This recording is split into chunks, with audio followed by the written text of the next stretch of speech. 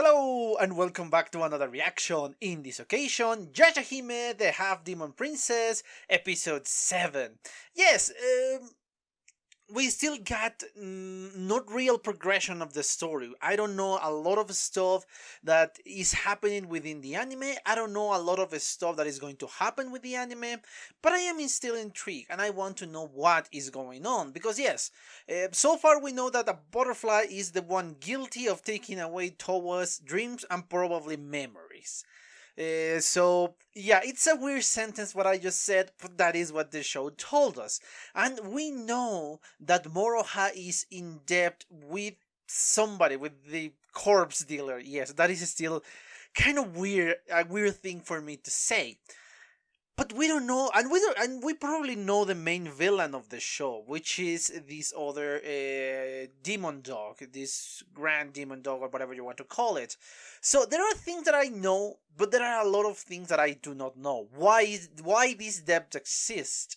What is the deal between Setsuna and Towa? What is going to happen with them? Are they going to remember the good times? Or Setsuna is going to be going like kind of, oh, I don't want you being like this tsundere type of person. And is Moroha really the best girl? And I have the answer of the last one. I'm sorry, yes. I don't care what everybody says. She is best girl of this anime.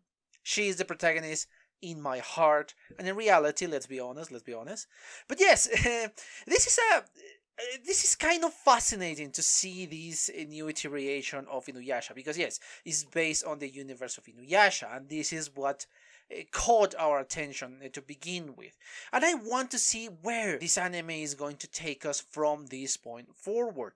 I want to check what is going to happen, and I'm intrigued, which is always something good with a new anime. But anyway, yes, I think I'm starting to blabbling way too much. Let me just quickly remind you that if you enjoy the content of the channel, please consider a subscription and turn on notifications. If you like the video, please give me a thumbs up and leave a comment so I know what you think about my reaction, the episode, and the commentary once you see it. Remember, the link in the description is for the reaction, for my Patreon, and for my Twitter.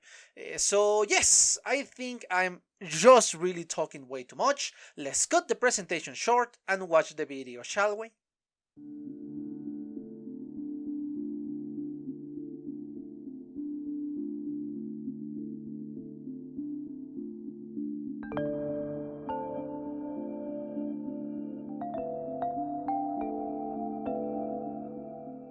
Okay, I'm back. I just watched a second time the 7th episode of the series.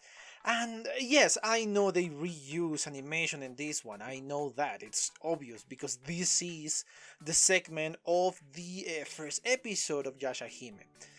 But as I said during my reaction, or by the end of my reaction, I like that. Because usually when they put those episodes there are just not to be seen again. You don't even see them again. You don't know how or why they connect to the story. You just see them, so you assume everything else and you move on forward. But I like the fact that they reuse this episode, the premise of the episode, and they connect it to the rest of the story. That is something I really like.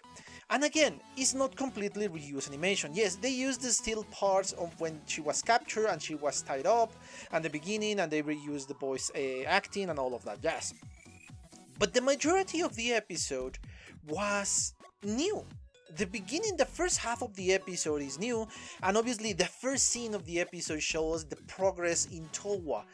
Especially Towa, because Setsuna is already a very accomplished demon hunter. We can see that. We can see her as a very good demon hunter. But for Towa, we know that she is kind of useless in these type of situations. She doesn't know how to smell demons, how to detect demonic energy, how to control her own energy. She doesn't know that. She kind of controls the energy through the sword, or through the fake sword in this case, but she doesn't know much out of that aspect.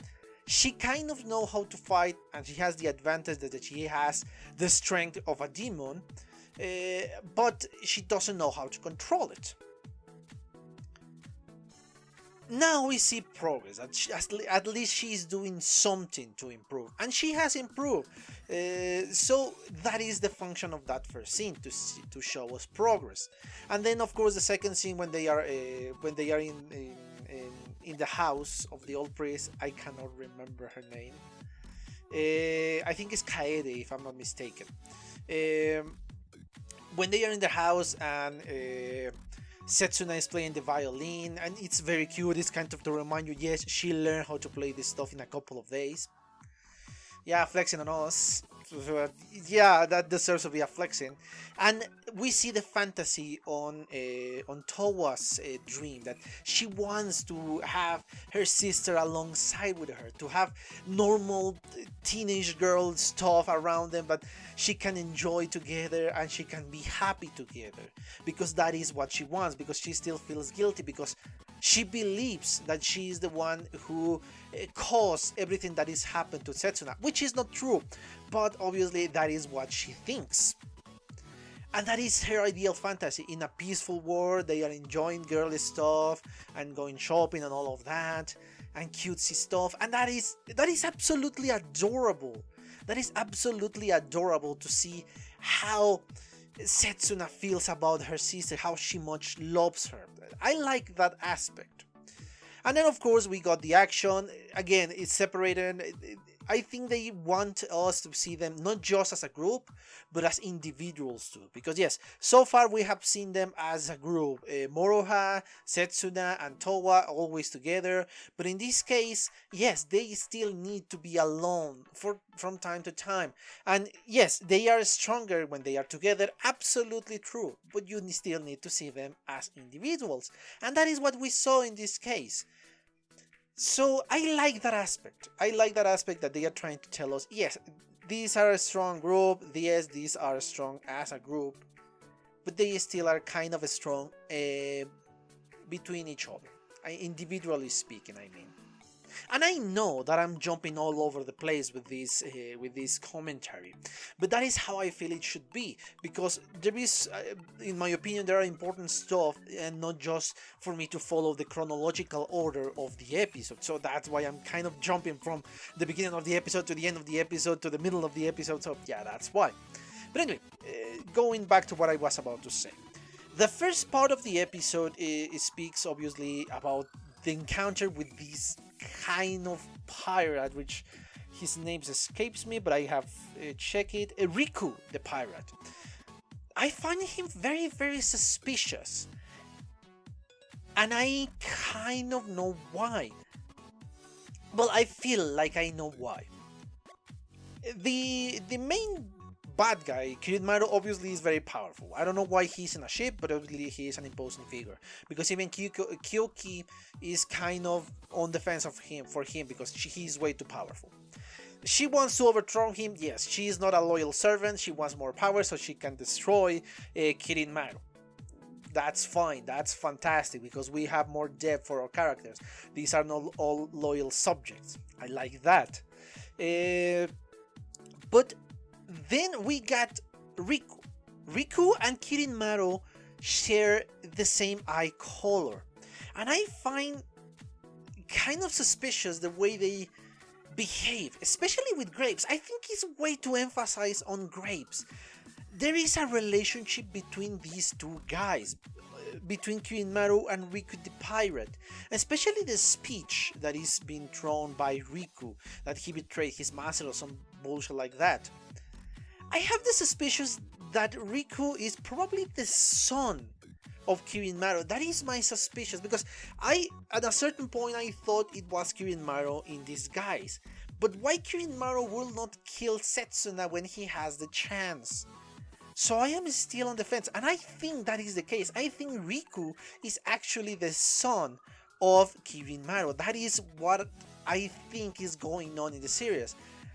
I don't know if this is true. I don't know if we're going to see a betrayal of the son or something along those lines. I don't know.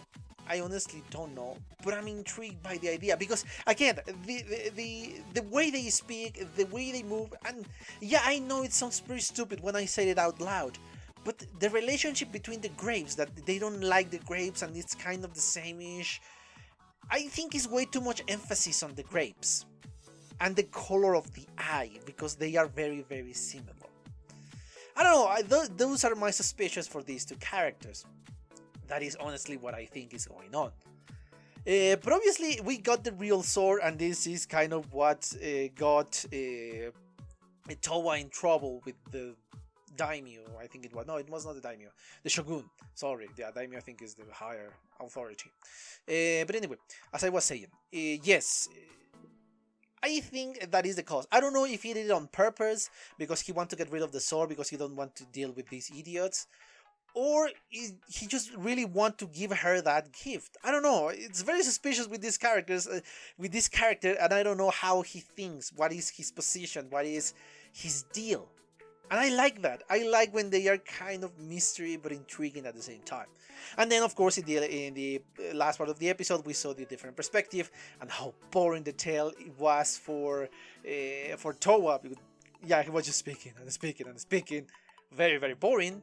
And we saw that it was not as easy as we thought in the first episode, how they take action and how they reach Towa, and I mean Moroha and Setsuna. We got that kind of villain, not that very powerful, a small polar bear. Yeah, I know the other giant one, but it was kind of an illusion, let's say. And yeah, poor Takechiyu, the raccoon. So yeah, poor fella, he was frozen there. And then of course return with the same obvious image that we saw in the first episode. And that's it, that's the episode. There are a lot of things that are intriguing about it. Yes, I think so far this is the best episode of the series, and I really enjoy this one. But yes, I think I exhausted the topic of this one. I hope you enjoy it, and let me just quickly remind you that if you enjoy the content of the channel, please consider a subscription and turn on notifications so you can get up to date with whatever we're doing with the channel. If you enjoy the video, please give me a thumbs up and leave a comment so I know what you think about my reaction, the episode, or the commentary. Remember, in the description is a reaction, but I think you already knew that. The Twitter, well, the link for my Twitter and the link for my Patreon. So yes, I think that's it. I have nothing else to say, but thank you for your attention, and well, see you on the next one. Bye! Okay guys, I hope you enjoyed that video, and if you did, give it a like, so the algorithm from YouTube will help me out. And check my other videos, share them, and also why not subscribe to my channel and join this community. And as always, I want to thank you for your attention, your likes, and even your dislikes, your comments, which is something I always look forward to read. And yeah, once more, thanks and see you on the next one.